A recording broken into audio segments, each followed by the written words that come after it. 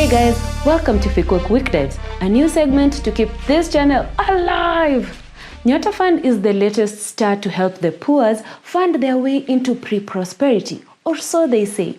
So what is the National Youth Opportunities Towards Advancements? Where are they advancing to? Who brought it? What's the history of similar funds like this? And is this one any different? Kenya's marriage to unemployment is a forever affair that could revive the belief in true love. The youth unemployment rate is at about 67%. However, GOK is always trying something different to test their relationship. The latest entry is the NYOTA Fund. NYOTA is a national youth program targeted at young people to promote employment, entrepreneurship, income generation, youth savings, and financial security. I do sound like a bank. Youth savings is really important because even the hungry and unemployed should only really be thinking about long-term goals beyond eating. It's a 5-year initiative funded by the World Bank, and it's targeting 820,000 youths currently making their regular appearances in unemployment. The age limit is 18 to 29, so all ye 30-year-olds, get your knees checked before you continue trekking into the great desert of sufferation. However, for people with disabilities, anyone up to the age of 35 can apply.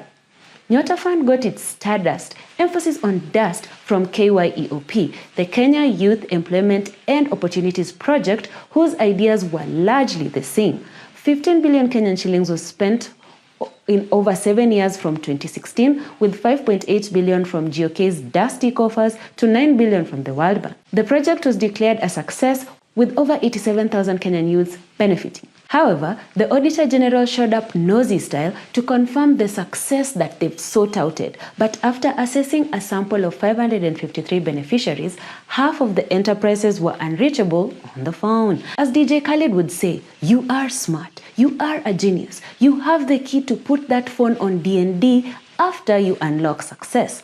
Some of the beneficiaries were not cooperative and were completely unwilling, like an African politician opening his mind to let goodwill in to give directions to their premises. But some were honest, like a friend after a couple of drinks, that their businesses had failed. For those that got startup grants, which were about 90% of the KYEOP beneficiaries, 70% of them could not be reached by auditors. Was it a bird? Was it a plane? Or was it mteja is MIA echo coming through the phone? Samahani, mteja wa nambari uliopiga hapatikani kwa sasa. After the failures in design and businesses from KYEOP, GOK learned its lesson. NYOTA Fund started by looking itself in the mirror and hit that business BBL so it could be different.